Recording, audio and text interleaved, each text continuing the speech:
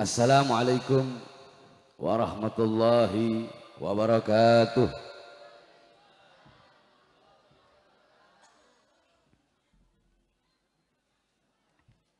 Alhamdulillahil qawiyyi sultanuh, al-wadihil burhanuh, al-mabsut fil wujud karamuhu wa ihsanuh.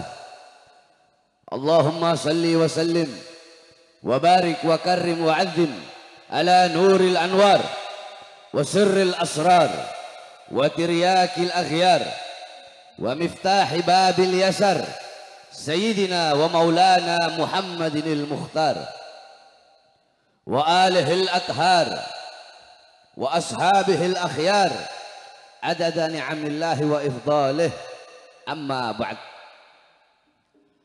Yang saya cintai, yang saya muliakan, para alim ulama, para habaib, para kiai, para asatid, para tokoh masyarakat, segenap aparat pemerintah, wabil khusus guru-guru kita yang baru saja memberikan nasihat dan tausiahnya yang luar biasa kepada kita semua. Al-Habib Muhammad ibn Husain Al-Attas, kita doakan mudah-mudahan Allah panjangkan umur beliau, Allah sehatkan jasmani dan ruhani beliau, Allah permudah urusan dunia akhirat beliau, Allah perkuat langkahan kaki beliau di dalam berdakwah dan berjuang di jalan Allah Subhanahu wa taala. Yang saya cintai, yang saya muliakan, sahabat lama saya, yaitu penasehat Majelis Taklim Junudur Rasul. Ini beliau sahabat lama saya. Saya terakhir ke sini berapa tahun lalu, Ustaz Misbah? 10 tahun ya? 10 tahun lalu. Alhamdulillah sekarang baru datang lagi, yaitu Al-Ustadz Misbah. Kita doakan mudah-mudahan Allah panjangkan umur beliau, Allah sehatkan jasmani dan ruhani beliau, Allah permudah urusan dunia akhirat beliau, Allah jadikan santri-santri beliau memiliki ilmu yang bermanfaat, santri-santri yang soleh dan soleha. Amin amin rabbal alamin. Yang saya cintai, yang saya muliakan adalah Habib Saleh Al-Attas. Yang saya cintai, yang saya muliakan ada Haji Hasan. Nah, Haji Hasan orang tua kita. Saya juga udah lama gak ketemu sama Haji Hasan.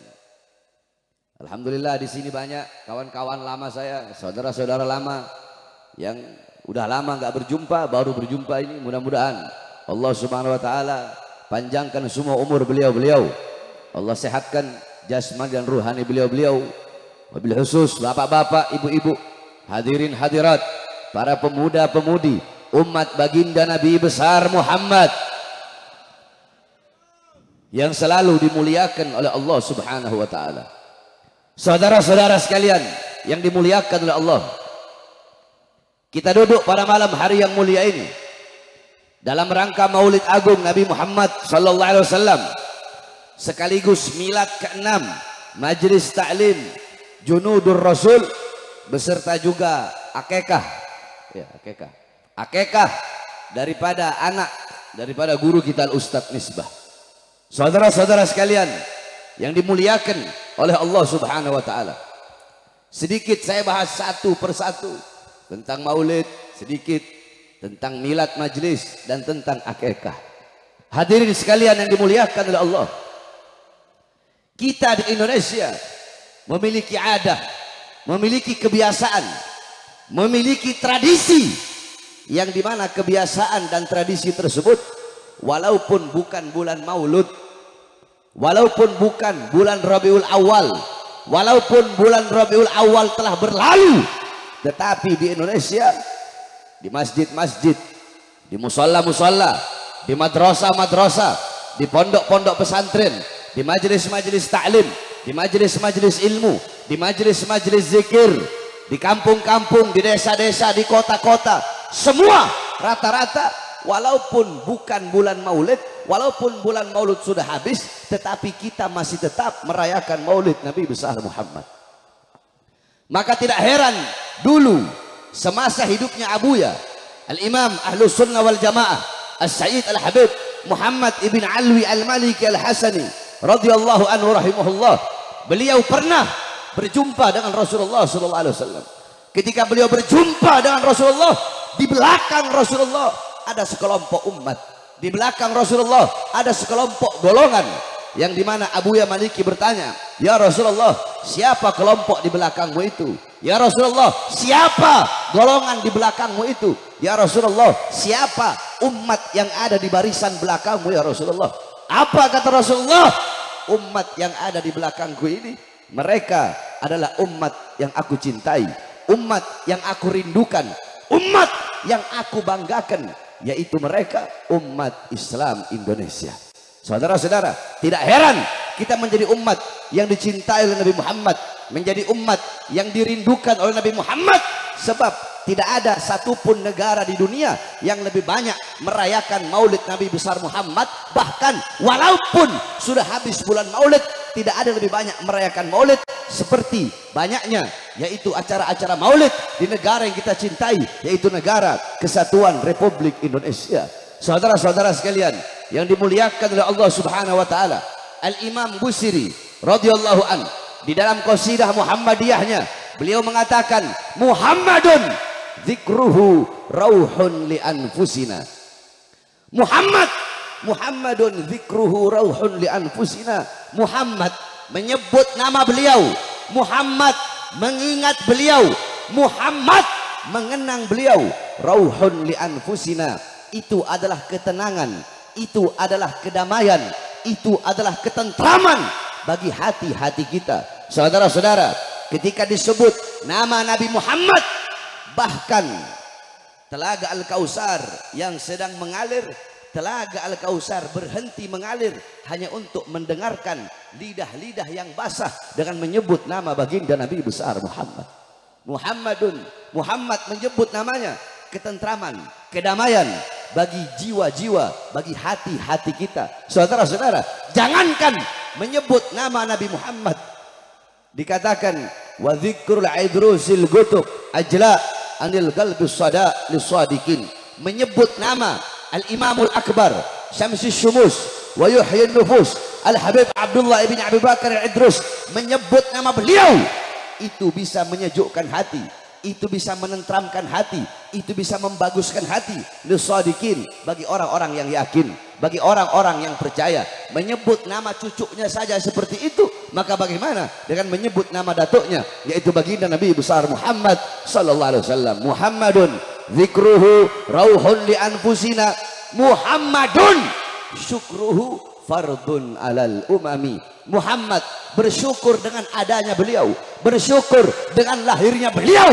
Wajib bagi setiap umat untuk bersyukur dengan adanya baginda Nabi besar Muhammad sallallahu alaihi wasallam. Saudara-saudara, jangankan bersyukur dengan adanya Nabi Muhammad, kita umat Islam, kita disunnahkan berpuasa pada hari Asyura, yaitu tanggal 10 Muharram. Kenapa kita disunnahkan berpuasa pada tanggal 10 Muharram?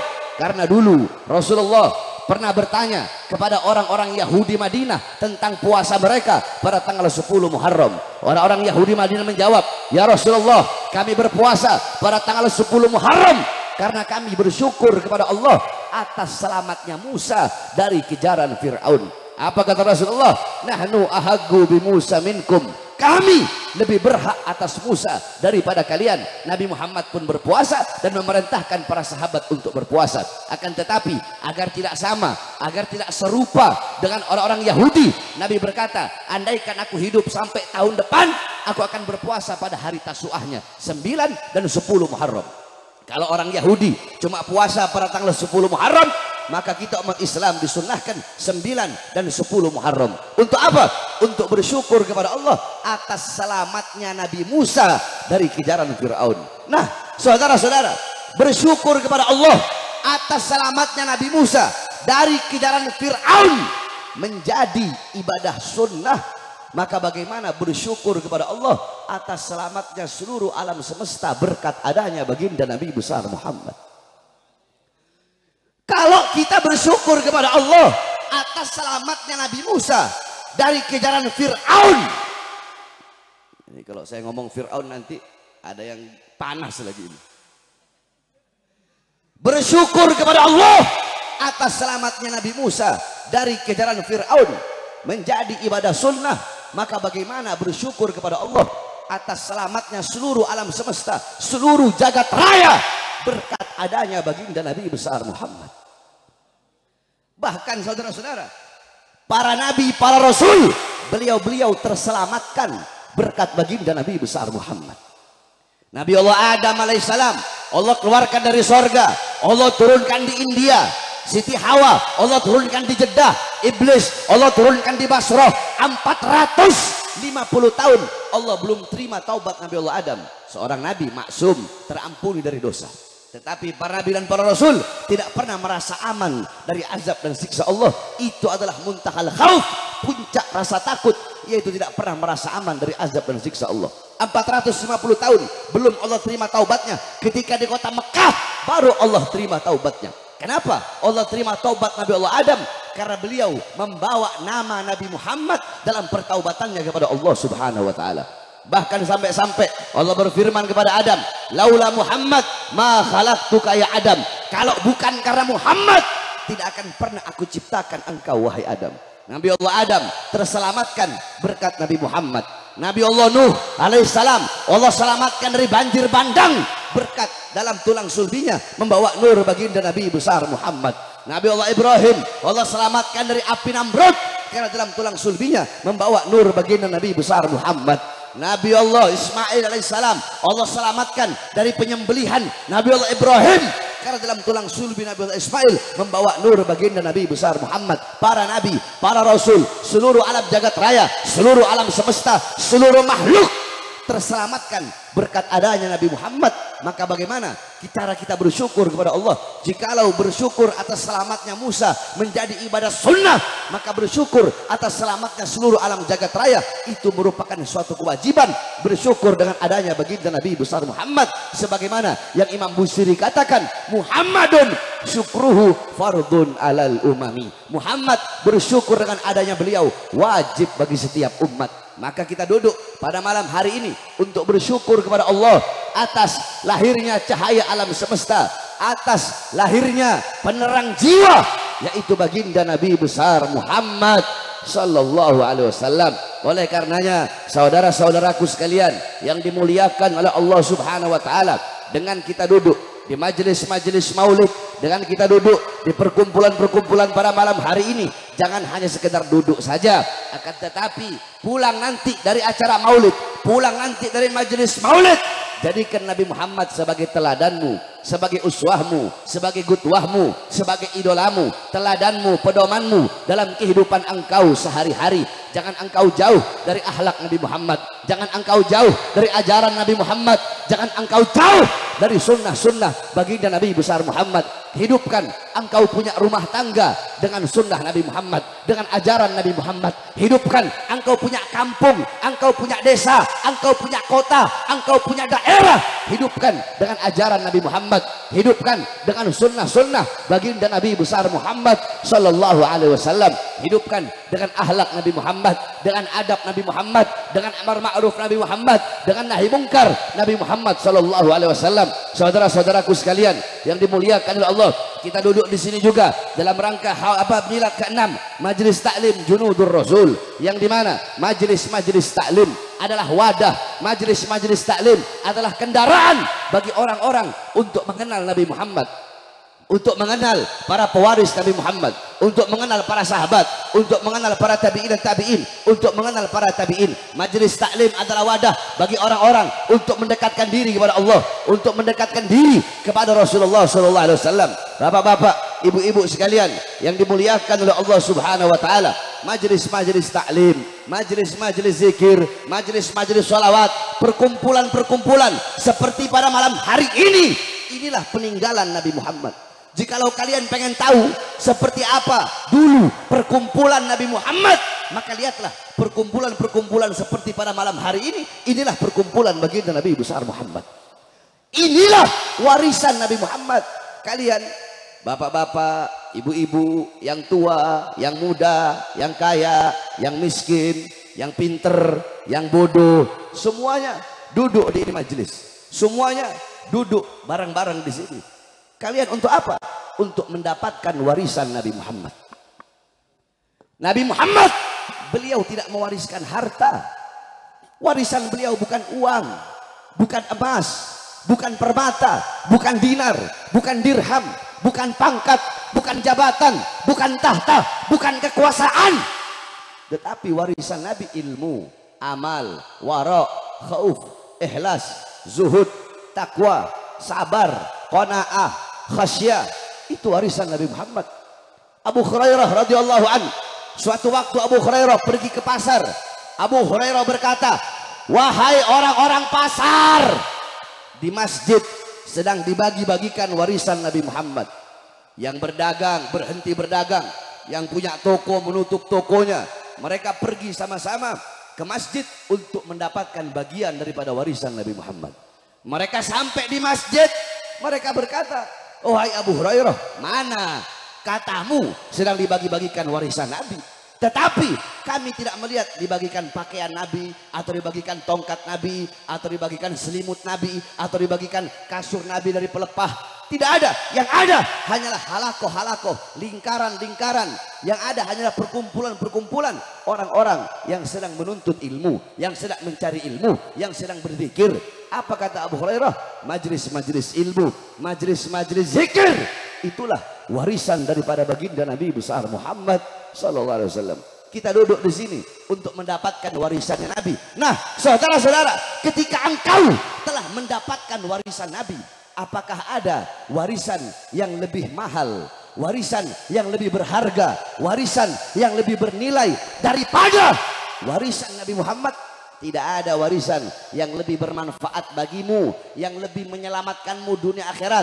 Kalau warisan uang dari bapakmu, dari ibumu, dari kakekmu, dari nenekmu, warisan-warisan uang, warisan-warisan harta, itu bisa menyusahkan kehidupan dunia dan akhiratmu. Tetapi warisan Nabi Muhammad yang merupakan ilmu, itu adalah cahaya dalam kegelapanmu. Itu adalah ibarat mata. Jikalau engkau orang yang buta, maka warisan Nabi adalah mata bagimu. Jikalau engkau ibarat orang-orang yang tuli, maka warisan Nabi itu adalah telinga bagimu. Jikalau engkau ibarat orang-orang yang bisu, maka warisan Nabi Muhammad itu adalah lidah bagimu. Tidak ada warisan, tidak ada peninggalan yang lebih barokah, yang lebih bermanfaat, yang lebih menyelamatkan engkau dunia dan akhirat, yang mensejahterakan engkau dunia akhirat, yang membuat engkau bahagia, senang dunia akhirat, selain daripada warisan baginda Nabi besar Muhammad. Saudara-saudara, jangan pernah siapapun meremehkan majelis-majelis ilmu seperti ini. Karpet yang kalian duduki, itu karpet tuh, warna apa itu? Warna apa? Warna hijau, warna merah. Itu karpet paling harganya satu roll itu paling 700.000. Mana ada Anwar Alatos tukang karpet tuh, Anwar. Paling 1 juta. Karpet yang kalian duduki di sisi Allah, di sisi Rasulullah, di sisi para as-salafun saleh, karpet yang kalian duduki demi Allah, karpet yang kalian duduki lebih mulia, lebih agung, dan lebih utama daripada kursi yang diduduki oleh seorang presiden. Saudara-saudara, jangan pernah menganggap remeh majelis-majelis seperti ini. Bukankah Sayyidina Umar bin Khattab radhiyallahu anhu, apa kata beliau? Innallaha lam yahluk fi wajhil ardi turaban afdal min majlisil ilm.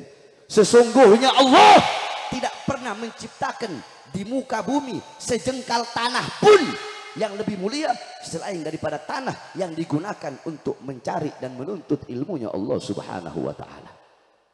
Saudara-saudara, Rasulullah sallallahu alaihi wasallam beliau sudah berwasiat kepada Abdullah bin Mas'ud. Apa wasiatnya Rasulullah? Ya Ibn Mas'ud, julusuka sa'atan fi majlisil ilm la tamassu qalaman wa la taktubu harfan khairul laka min idki alfi rakabah.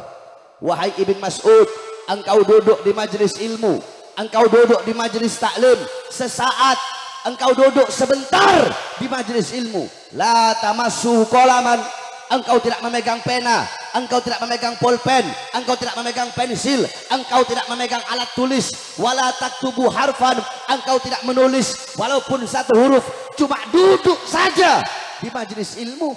Itu lebih baik bagimu, itu lebih utama bagimu, itu lebih bagus bagimu daripada engkau memerdekakan 1000 orang budak. Saudara-saudara, jangankan memerdekakan 1000 orang budak, memerdekakan 1 orang budak saja pahalanya di sisi Allah. Siapa orang yang memerdekakan satu orang budak, maka seluruh jawarihnya, seluruh anggota tubuhnya akan merdeka dari nerakanya Allah. Maka bagaimana kalau memerdekakan 1000 orang budak, sedangkan duduk di majelis ilmu, duduk di majelis taklim, itu lebih utama, itu lebih mulia daripada memerdekakan 1000 orang budak. Nah, saudara-saudara, majelis-majelis taklim seperti ini, di majelis-majelis ilmu, kita bisa mengenal Allah, mengenal Rasulullah, mengenal mana baik, mengenal mana buruk, bisa mendekatkan kita kepada Allah, bisa mempererat hubungan kita dengan Allah, mempererat hubungan kita dengan Rasulullah Sallallahu Alaihi Wasallam. Maka selalulah kalian melangkah ke majelis-majelis taklim, ke majelis-majelis ilmu, ke majelis-majelis zikir. Jangan sampai engkau punya kaki enggan untuk melangkah ke majelis-majelis seperti ini. Saudara-saudaraku sekalian yang dimuliakan oleh Allah Subhanahu Wa Taala, para ulama, para kiai, para ustadz, para habaib, beliau-beliau pewaris Nabi Muhammad, penyambung lidah Nabi Muhammad, beliau-beliau penerus perjuangan Nabi Muhammad. Jangan engkau jauh juga dari para ulama, jangan engkau jauh dari para ustadz, jangan engkau jauh dari para kiai, jangan jauh dari para habaib. Ikuti beliau-beliau, cintai beliau-beliau, jadikan beliau-beliau sebagai teladanmu, uswahmu, gutwahmu. Almar'u ma'aman ahab. Kelak seseorang akan dikumpulkan bersama orang-orang yang ia cintai. Man tasyabbaha biqaumin fahuwa minhum. Barang siapa yang menyerupai suatu kaum, mengikuti suatu kaum, maka dia termasuk dengan kaum tersebut. Qala Al-Imam Malik, Al-Imam Malik berkata, muhibbal qaum yalhaq bil jamaah. Pecinta suatu kaum kelak di akhirat akan dikumpulkan bersama dengan kaum yang ia cintai. Al-Imam Ghazali gal, mahbubal mahbub mahbub wa muhibbal mahbub mahbub. Orang-orang yang dicintai oleh orang-orang yang dicintai oleh Allah, orang itu pun akan dicintai oleh Allah. Dan mencintai orang-orang yang dicintai oleh Allah, orang itu pun akan dicintai oleh Allah Subhanahu Wa Taala. Jangan jauh dari para ulama, dari para ustadz, dari para kiai, dari para habaib. Muliakan beliau-beliau, cintai beliau-beliau, muliakan para ulama, muliakan orang-orang soleh. Akrimul ulama fa innahum indallahil kurama. Muliakan para ulama karena beliau-beliau adalah golongan yang mulia, golongan-golongan yang agung di sisi Allah Subhanahu Wa Taala. Man akrama aliman faqad akramani, faman akramani faqad akramallah, faman akramallah fama'wahul jannah. Siapa orang memuliakan ulama, maka seakan-akan, maka sungguh dia telah memuliakanku. Barang siapa memuliakan orang alim, memuliakan para ustadz, memuliakan para kiai, seakan apa, maka sungguh dia telah memuliakan aku, kata Rasulullah. Barang siapa yang memuliakan aku, maka sungguh dia telah memuliakan Allah. Barang siapa yang memuliakan Allah, maka tempatnya adalah surganya Allah Subhanahu Wa Taala. Jangan sampai putus hubungan kita dengan para ulama. Rasulullah sudah mengatakan, apa kata Rasulullah? Kun aliman, hei sekalian umatku, jadilah kalian, jadilah engkau ulama, jadilah engkau orang yang berilmu, jadilah engkau orang yang faham agama. Habib, saya nggak bisa jadi ulama, nggak bisa jadi ulama. Kun muta'alliman, jadilah pencari ilmu, jadi penuntut ilmu, jadi santri. Kalau nggak bisa jadi ulama, jadi santri. Habib, saya nggak bisa jadi santri, udah tua. Habib, saya nggak bisa jadi santri, otak saya bebel, ilmu nggak masuk. Oh, nggak bisa jadi santri. Kun mustami'an, jadilah pendengar ilmu. Sebagaimana ibu-ibu, bapak-bapak, para pemuda-pemudi duduk pada malam hari ini untuk mendengarkan ilmu dari para ustadz, dari para kiai, dari para habaib. Ini adalah golongan-golongan yang ketiga. Jadi ulama nggak bisa, jadi santri nggak bisa, maka jadilah pendengar ilmu, pendengar nasihat, pendengar hikmah-hikmah para ulama, pendengar nasihat-nasihat para ulama. Pasang kuping baik-baik. Kalau duduk di majelis taklim, kalau duduk di majelis zikir, jaga mulut, jangan banyak ngomong. Kalau duduk di majelis ilmu, jangan ribut. Ini majelis taklim, ini majelis ilmu, bukan dangdut, bukan orkes. Ini majelis yang dimana hamba-hamba yang tampak, hamba-hamba yang terlihat bisa dihitung pakai jari. Paling 1000 orang. Akan tetapi hamba-hamba yang tidak tampak, hamba-hamba yang tidak terlihat, tidak bisa dihitung. Siapa? Mereka para malaikat Allah yang duduk di sini untuk duduk di majelis ilmu, untuk memohon ampun atas dosa-dosa orang-orang yang duduk di majelis ilmu. Ingat wasiat saya, Kalau duduk di majelis taklim, kunci mulut, jangan berisik, jangan banyak ngomong, yang khusyuk. Sampai-sampai Syekh Abu Bakar bin Salim, ibu-ibu dengarkan, apa kata Syekh Abu Bakar bin Salim? Siapa orang yang banyak berbicara, siapa orang yang ribut, siapa orang yang banyak ngomong, ketika sedang duduk di majelis ilmu, banyak ngomong, banyak bicara, banyak ribut, dikhawatirkan dia mati dalam keadaan su'ul khatimah. Jaga kita punya lidah. Saudara-saudara, Rasulullah berwasiat kepada Mu'az bin Jabal. Apa wasiat Rasulullah? Rasulullah berwasiat, wahai Mu'az bin Jabal, ittaqullah haitsuma kunta wa aina ma kunta. Wahai Mu'az bin Jabal, bertakwalah engkau kepada Allah dimanapun engkau berada, kapanpun, dalam keadaan apapun, bertakwalah kepada Allah. Wahai Mu'az, jaga kau punya sholat, karena sholat tiang agama. Wahai Mu'az, berpuasalah engkau, karena puasa dapat membuka pintu-pintu kebaikan. Wahai Mu'az, sedekahkan engkau punya harta, karena bersedekah bisa menghapus dosa, sebagaimana bara yang sedang menyala kemudian disiram dengan air. Akan tetapi dari semua wasiatku tadi, wahai Mu'az, ada satu yang paling penting, jaga engkau punya lidah wahai Mu'az. Sebab orang masuk ke dalam neraka laisa bi aidihim, orang masuk neraka bukan karena tangannya, orang masuk neraka bukan karena kakinya, orang masuk neraka karena lidahnya. Banyak orang masuk neraka itu karena lidah.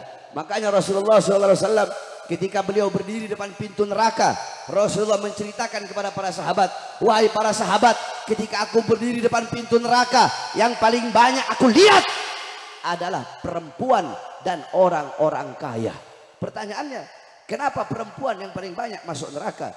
Al-Imam An-Nawawi radhiyallahu an, beliau menjawab, jawabannya dua.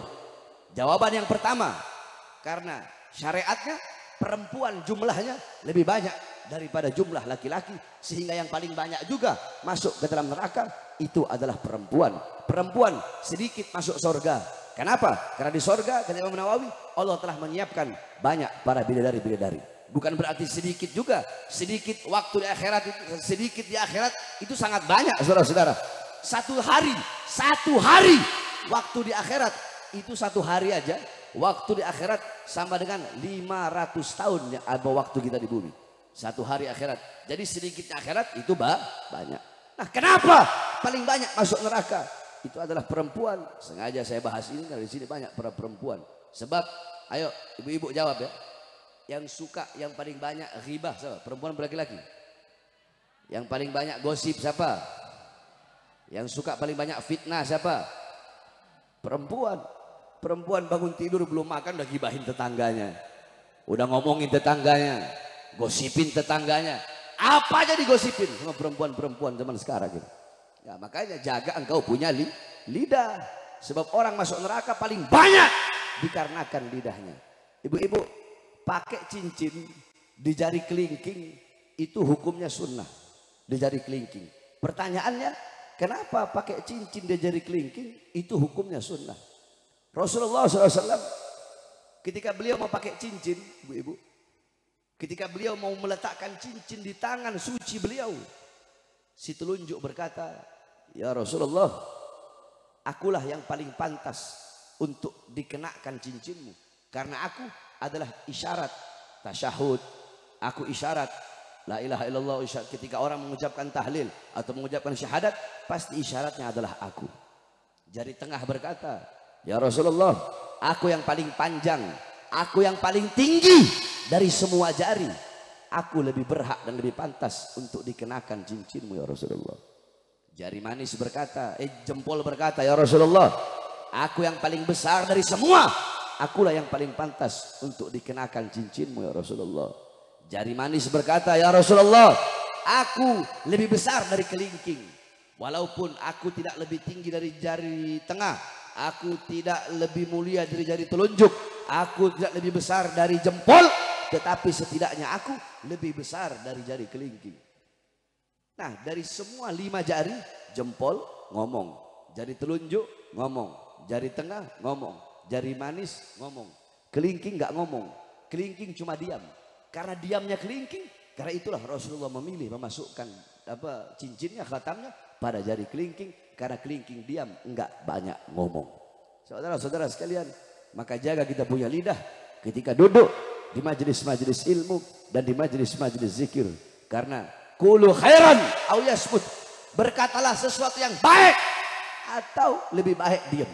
Kalau tidak bisa berkata yang baik, lebih baik kita diam. Nah, saudara-saudara sekalian yang dimuliakan oleh Allah SWT.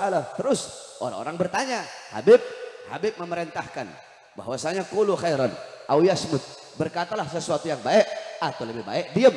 Tapi kenapa Habib suka suka berkata-kata kasar? Kenapa Habib suka mencaci? Habib suka memaki?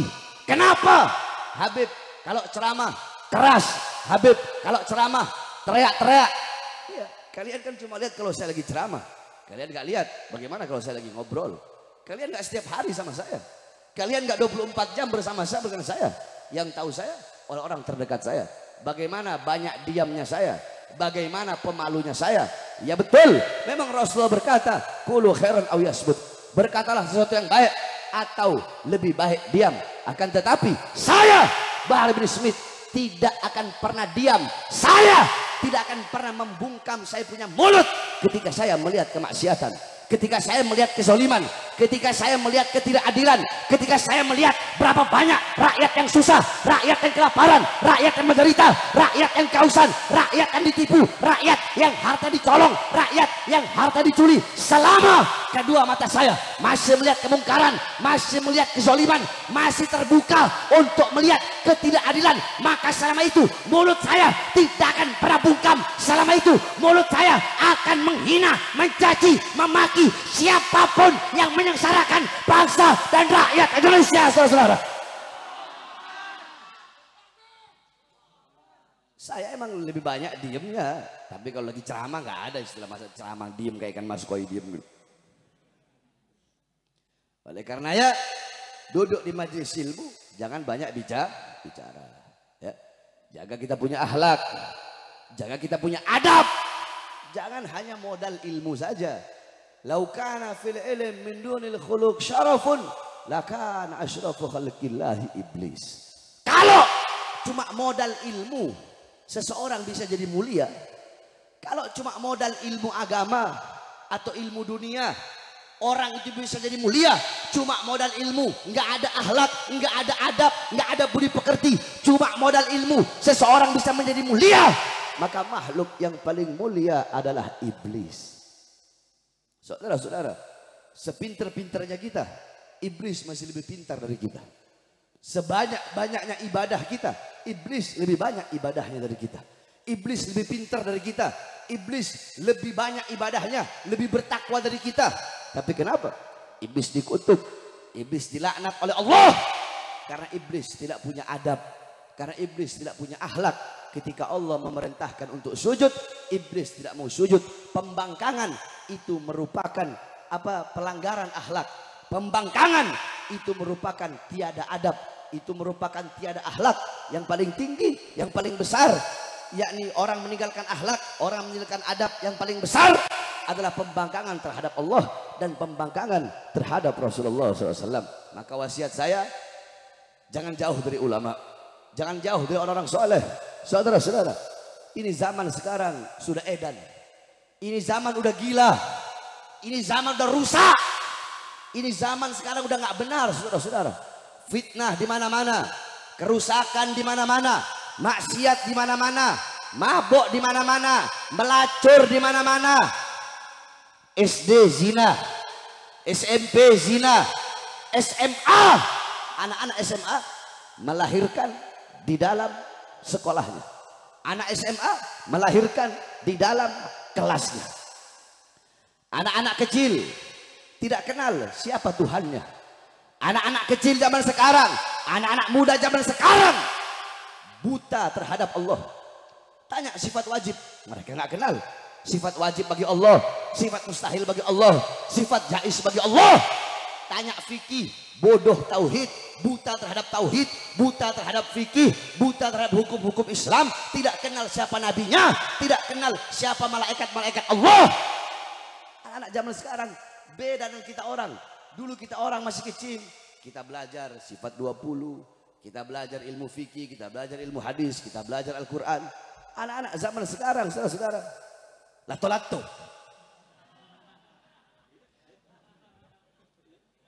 Saya pernah main lato-lato itu. Pagi, siang, sore, malam sibuk dengan handphone. Ayo saya tanya ibu-ibu, jawab yang keras. Anak-anak ibu, putra-putri ibu di rumah lebih banyak pegang handphone apa pegang Quran? Jawab ibu-ibu yang keras. Handphone apa Quran? Suaminya ibu-ibu lebih banyak pegang handphone apa Quran? Handphone apa Quran? Ini zaman sekarang. Mereka tidak kenal siapa Allah, siapa Rasulullah, nggak kenal apa itu iman, nggak kenal apa itu Islam.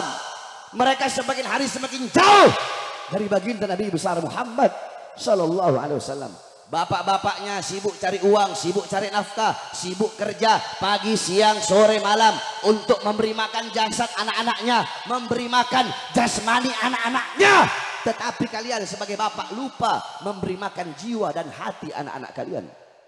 Apakah kewajiban kalian sebagai bapak cuma bikin anak lahir, cari uang, kasih makan anak, udah? Kewajiban kalian sebagai bapak cuma ngasih makan anak, cari uang, ngasih makan, cari uang, ngasih makan. Jikalau kewajiban kalian sebagai bapak hanya memberi makan jasmani anak-anak kalian, apa bedanya kalian dengan binatang? Kalian belum bangun, binatang udah bangun lebih dulu mencari makan untuk anak-anaknya. Ada yang lebih wajib bagi kalian. Apa yang lebih wajib? Apa yang harus lebih kalian dahulukan, kalian utamakan? Memberi makan jiwa dan hati anak-anak kalian. Apa makanan jiwa? Apa makanan hati? Makanan jiwa, makanan hati bagi putra-putri kalian adalah ilmu. Maka tanyakan kepada diri kalian, berapa lama kalian menjadi sebab hati anak-anak kalian mati? Ibu-ibu, saya tanya, jawab ya. Emas, intan, permata, berlian, uang, ibu-ibu taruh di luar rumah, apa dikunci rapat-rapat dalam rumah? Di lemari. Kenapa nggak taruh di luar? Kenapa? Hilang, takut diambil orang, dicolong orang, dicuri orang, takut dirampok orang. Emas, intan, permata, berlian, uang, kalian kunci rapat-rapat dalam lemari. Tapi kenapa anak-anak perempuan kalian umbar seperti binatang? Apakah emas, intan, permata lebih berharga daripada anak-anak perempuan kalian? Saudara-saudara, Sayyidah Fatimah radhiyallahu anha, Sayyidatun Niswa fid dunya wal akhirah, pemimpin seluruh kaum wanita di dunia dan di akhirat. Hababah Fatimah, Sayyidah Fatimah setiap malam rumahnya selalu gelap.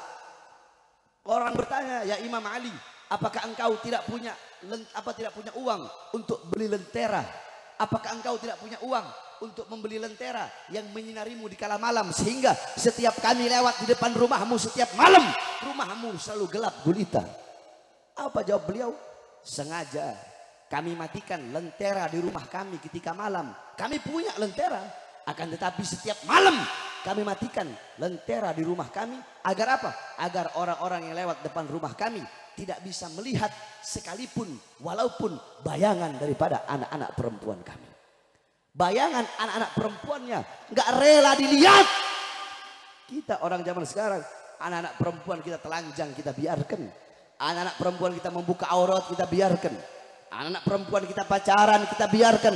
Bahkan ibu-ibu sekarang, anak perempuannya punya pacar, bukannya dilarang, pacarnya datang antar anak perempuannya disuruh masuk, ibunya yang matikan lampu. Saudara-saudara, ini yang terjadi di zaman sekarang. Kerusakan di mana-mana. Istahalluz zina wa istibahul khumur. Berzina dianggap perkara yang halal, mabok dianggap perkara yang halal, judi dianggap perkara yang halal. Orang-orang tidak lagi malu mempertontonkan perbuatan dosanya dan maksiatnya. Islam dihina, mereka biarkan. Islam dihina, Islam dilecehkan, Islam dicaci, Islam dimaki, syariat Islam dipermainkan. Umat Islam yang tenang-tenang saja. Malu kalian sebagai umat Islam, malu kau punya lidah mengaku sebagai umat Nabi Muhammad, tetapi syariat Islam dilecehkan, syariat Islam dihinakan. kalian cuma diam. Tidak pantas kalian mengaku sebagai umat Nabi Muhammad. Kalian mengaku Al-Quran kitab kalian. Al-Quran dinistakan, Al-Quran dilecehkan. Kalian cuma diam saja. Mending kalau cuma diam ketika saudara-saudara kalian berjuang untuk membela Quran, membela kehormatan Quran, membela kesucian Al-Quran. Justru kalian malah menghina, mencaci dan melemahkan perjuangan saudara-saudara kalian yang membela kehormatan dan kesucian Al-Quran. Nabi Muhammad congor kalian. Kita umat sekarang congor kita. Congor, tahu congor? Ini congor. Congor kalian mengaku sebagai umat Nabi Muhammad. Mengaku sebagai umat yang terbaik. Mengaku umat yang paling sempurna. Tetapi Nabi Muhammad dihina, kalian cuma diam. Nabi Muhammad dilecehkan. Nabi Muhammad direndahkan. Diam. Terus mulutnya mengaku sebagai umat Nabi Muhammad Sallallahu Alaihi Wasallam.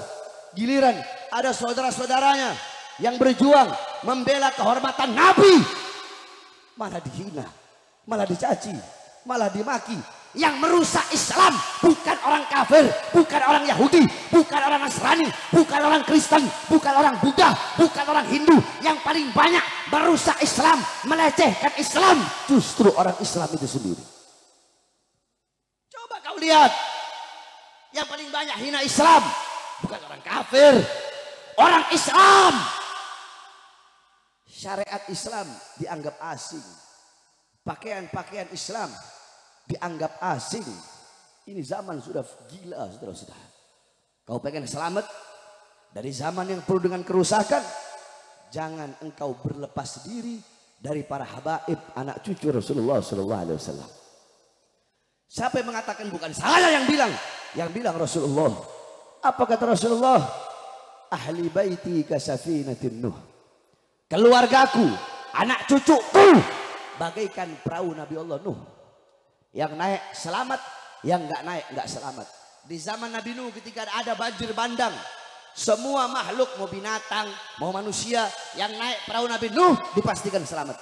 Yang nggak naik, bahkan anaknya sendiri Kan'an tidak selamat karena tidak naik di perahu Nabi Allah Nuh. Nah, banjir bandang, kalau di zaman Nabi Nuh banjir bandang, di zaman sekarang banjir bandangnya fitnah, kerusakan, kemaksiatan, kemungkaran, ketidakadilan merajalela di mana-mana. Engkau pengen selamat, berpegang teguh kepada para habaib, kepada para anak cucu Rasulullah, insya Allah engkau bakal selamat dunia akhirat.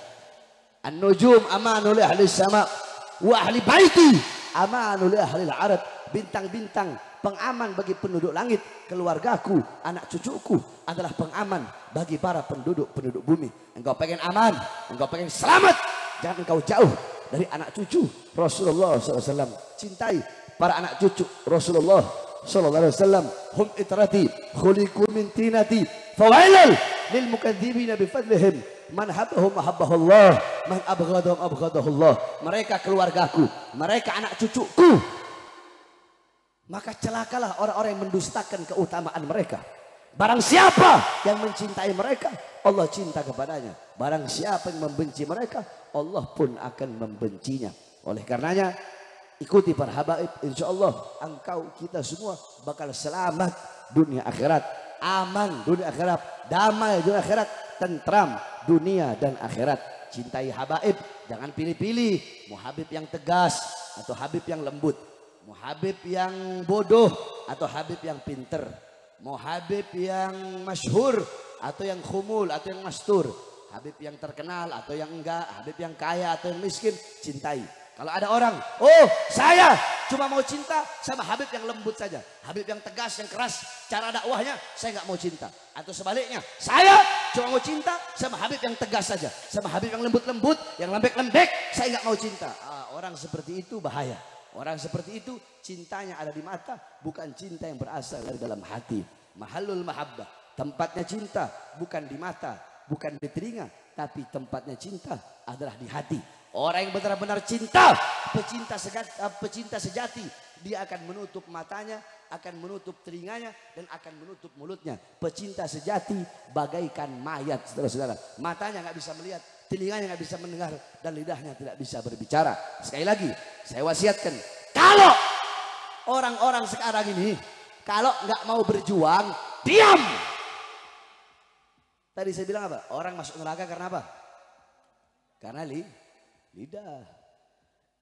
Saudara-saudara, Al-Imam Syafi'i, saya teringat ada satu diwan Imam Syafi'i. Apa nasihat Imam Syafi'i? Kata Imam Syafi'i, orang bodoh dia akan mengekspresikan kemarahannya itu dengan lidahnya. Sedangkan orang yang alim, dia akan mengekspresikan kemarahannya, ketidaksukaannya itu dengan perbuatan. Bukan hanya pandai bicara saja, akan tetapi menutup telinganya, saudara-saudara. Jadi kalau nggak mau berjuang, diam saja. Jangan udah nggak mau berjuang, bangsat iya, biadab iya, bodoh iya. Malah mencemooh, mencaci, memaki, menghina, dan ingin berusaha melemahkan perjuangan daripada orang-orang yang berjuang di jalan Allah Subhanahu wa Ta'ala. Di penjara nggak pernah kalian, di penjara nggak pernah, di borgol nggak pernah. Terus sok-sokan mau menghina Habib Rizik, sok-sokan mau meremehkan Habib Rizik, sok-sokan kalian enak dapat uang dari pejabat, dapat amplop dari pejabat, kiai kontra, ustadz kontra, Habib kontra, dipuji-puji sama pejabat, berdiri depan pintu sudah, berdiri depan pintu penguasa dengan mengharapkan pangkat, jabatan, tahta, kekuasaan. Habib Rizik organisasinya dibubarkan, santrinya, muridnya, laskarnya dibunuh, dipenjara beliau. Terus kalian tidak ada tai kuku daripada Habib Rizik. Terus kalian mau coba-coba ingin mencemooh, mencaci dan memaki Al Habib Rizik bin Husaini Syihab. Kalian nggak ada perjuangan kalian untuk Islam. Jadi kalau kalian nggak mau berjuang, jaga kau punya mulut. Diam. Saya kalau ketemu orang yang berani jadi sosmed begitu, hina caci pakai FPI, hina caci pakai Rizik, ketemu sama saya tampar mulutnya. Saya mereka tuh congornya cuma berani di sosial media doang. Ketemu langsung, kalau nggak saya makan, bukan saya Bahar bin Smith, saudara-saudara. Iblis aja saya makan, apalagi orang-orang kayak begitu. Oleh karenanya kita doakan para habaib-habaib, para guru-guru kita, semua habaib, semua para guru khususnya yang perjuangan luar biasa. Imam besar kita Habib Muhammad Rizik bin Husaini bin Syihab. Mudah-mudahan Allah panjangkan umur beliau. Allah sehatkan jasmani dan ruhani beliau. Kemudian seluruh anak-anak beliau, putri-putri beliau, menantu-menantu beliau. Habib Muhammad, Habib Hanif, Habib Irfan. Saya punya keponakan Habib Alwi. Kemudian menantu-menantu beliau yang lain, seluruh laskar murid-murid beliau. Di sini nih di Pondok Cabe nih, alhamdulillah laskar-laskar lama semua ini. Mudah-mudahan semua perjuangan kita diridhoi oleh Allah Subhanahu wa Ta'ala. Dan kepada seluruh hadirin, tidak keluar dari ini majelis kecuali Allah penuhi kita dengan rahmat kasih sayangnya, dengan pengampunannya, maghfirat, hidayat, rahmat. Amin amin ya rabbal alamin. Mudah-mudahan madrasah daripada Ustadz Misbah, mudah-mudahan semua santri-santrinya mendapatkan ilmu yang bermanfaat. Amin amin ya rabbal alamin. Terakhir sebelum saya tutup, Al Ustadz Misbah memiliki madrasah. Bapak-bapak, ibu-ibu, banyak orang tua sekarang ini ditanya kenapa anaknya nggak mau masuk pondok pesantren atau nggak mau madrasah, nggak mau masuk madrasah. Kenapa kok dimasukkan sekolah-sekolah umum? Apa jawab orang tua sekarang? Kalau anak-anak saya masuk pesantren atau masuk madrasah diniyah, kalau nggak sekolah umum, nanti anak saya miskin, nanti anak saya susah, nanti anak saya kelaparan, nanti anak saya nggak makan, nanti anak saya nggak dapat kerjaan, nanti anak saya jadi gembel. Jangan pernah membandingkan pondok pesantren atau madrasah Islam dengan sekolah-sekolah umum. Sekarang saya tanya, semua laki-laki perempuan jamaah yang hadir, jawab yang keras. Di luar sana, yang paling banyak mabok-mabokan dulu, mereka mondok atau sekolah? Yang paling banyak jadi koruptor, mereka dulu mondok apa sekolah? Yang paling banyak jadi pelacur, mereka dulu mondok apa sekolah? Mondok apa sekolah? Yang paling banyak di luar sana narkoba, mereka dulu mondok apa sekolah? Mondok apa sekolah? Yang paling banyak nggak perawan di pondok apa di sekolah? Yang paling banyak zina di pondok apa di sekolah? Yang membuka aurat paling banyak di pondok apa di sekolah? Berarti mana lebih bejat, pondok apa sekolah? Mana lebih bejat, pondok apa sekolah? Bukan berarti nggak sekolah, bukan berarti nggak sekolah. Silahkan sekolahkan anak-anak kalian, silahkan. Akan tetapi walaupun sekolah tetap dahulukan pendidikan agama. Mudah-mudahan semua anak-anak kita menjadi anak-anak yang soleh dan soleha, alim dan alimah. Amin amin ya rabbal alamin. Rabbi fanfa'na bi barakatihim wahdil husna bi hurmatihim wa amitna fi tariqatihim wa mu'afati minal fitani wa sallallahu alaihi wasallam Muhammadin wa ala alihi washabbihi wa barik wa sallam walhamdulillahi rabbil alamin wal afu minkum wassalamu alaikum warahmatullahi wabarakatuh.